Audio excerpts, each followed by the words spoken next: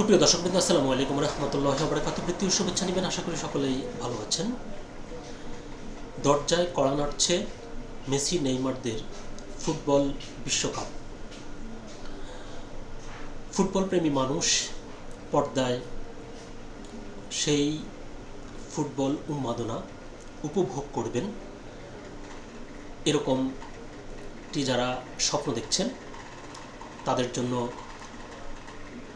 একটি দুঃসংবাদ আছে। সেটি হলো যে বাংলাদেশের কোনো সম্প্রচার মাধ্যম ফিফা বিশ্বকাপ ফুটবলের ম্যাচ দেখানোর সত্ত্ব এখনও কিনতে পারেননি। এবং সিঙ্গাপুর ভিত্তিক যে একটি সংস্থা, যে একটি কোম্পানি যারা ফিফা থেকে সম্প্রচার সত্ত্ব কিনে নিয়েছেন, তাদের কাছ থেকে এটি কিনতে হলে বাংলাদেশি টাকায় প্রায় 200 কোটি টাকা প্রয়োজন। তো ফুটবল ম্যাচ হবে মোট 104টি। এই 104টি ফুটবল ম্যাচের 52টি ম্যাচ অনুষ্ঠিত হবে ভোর 4টার আগে এবং 52টি ম্যাচ প্রচারিত হবে ভোর 4টার পরে।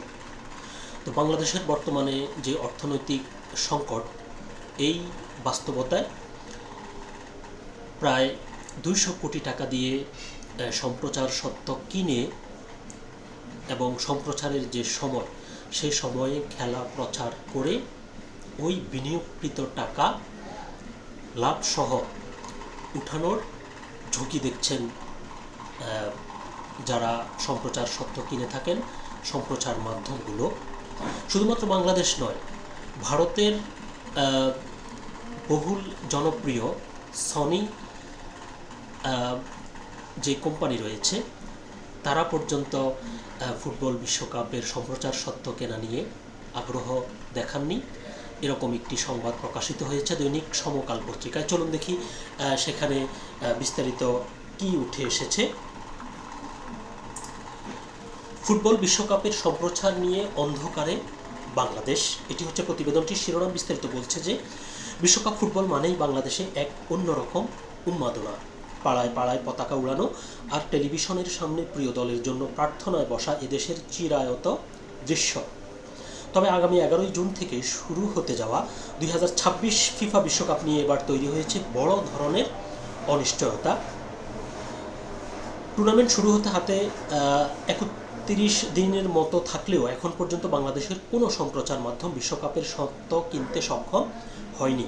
বাংলাদেশের দর্শকরা হয়তো এবার টিভিতে বিশ্বকাপ দেখতে পারবেন না। জানা গেছে, বিশ্বকাপের মিডিয়া সত্ত্ব পাওয়া সিঙ্গাপুর ভিত্তিক প্রতিষ্ঠান স্প্রিং বক প্রাইভেট লিমিটেড সম্প্রচার সত্ত্বের জন্য প্রায় 151 কোটি টাকা দাবি করেছে। এর সঙ্গে কর, এআইটি ও ভ্যাট যোগ করলে খরচ দাঁড়াবে প্রায় 200 কোটি টাকা। বাংলাদেশের বর্তমান অর্থনৈতিক বাস্তবতায় এত বিশাল অঙ্কের টাকা দিয়ে সত্ত্ব কেনা স্থানীয় চ্যানেলগুলোর জন্য প্রায় অসম্ভব হয়ে দাঁড়িয়েছে। টি স্পোর্ট সহ কয়েকটি প্রতিষ্ঠান আগ্রহ দেখালেও বিশাল এই আর্থিক ব্যবধানের কারণে কোনো সমঝোতায় এখনও পৌঁছানো সম্ভব হয়নি। অর্থনৈতিক সংকটের পাশাপাশি বড় বাধা হয়ে দাঁড়িয়েছে ম্যাচের সময়সূচি। যুক্তরাষ্ট্র, মেক্সিকো ও কানাডায় অনুষ্ঠিত এবারের বিশ্বকাপের 104টি ম্যাচের মধ্যে 52টি ম্যাচ শুরু হবে বাংলাদেশ সময় ভোর 4টার আগে এবং বাকি 52টি ম্যাচ ভোর 4টার পর, অর্থাৎ সিংহভাগ ম্যাচে অনুষ্ঠিত হবে ভোরের দিকে। সম্প্রচার সংশ্লিষ্টরা বলছেন, ভোরের দিকে ম্যাচ হওয়ায় দর্শক সংখ্যা কম থাকবে। এতে বিনিয়োগ করা টাকা ফেরত পাওয়া নিয়ে বড় ধরনের ব্যবসায়িক ঝুঁকি দেখছেন তারা। তথ্য ও সম্প্রচার উপদেষ্টা জহিরুদ্দিন স্বপন জানিয়েছেন, দেশের বর্তমান অর্থনৈতিক বাস্তবতায় সরকার এই মুহূর্তে বিপুল টাকা খরচ করে সম্প্রচার সত্ত্ব কেনার বিষয়ে আগ্রহী নয়। সম্প্রচার নিয়ে এই সংকট কেবল বাংলাদেশেই নয়, ভারত ও চীনের মতো বিশাল বাজারেও এমন অবস্থা তৈরি হয়েছে। রয়টার্সের তথ্য মতে ভারতে রিলায়েন্স ডিজনি পিপার চাহিদার চেয়ে অনেক কম দাম প্রস্তাব করেছে। অন্যদিকে সনি কোনো প্রস্তাব দিতেই রাজি হয়নি।